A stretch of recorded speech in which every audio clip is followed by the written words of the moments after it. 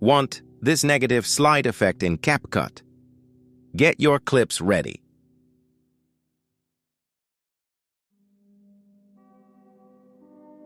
Duplicate and make it a overlay. Copy my graphs.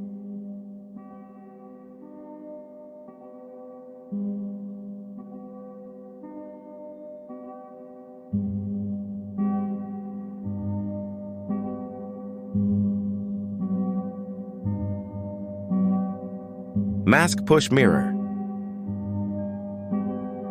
Copy what I am doing.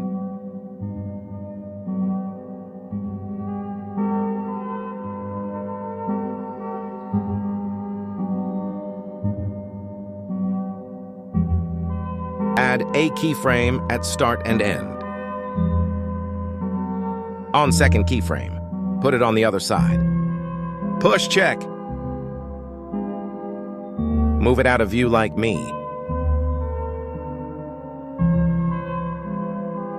Push mask again, then push graph and cubic out. Export your edit.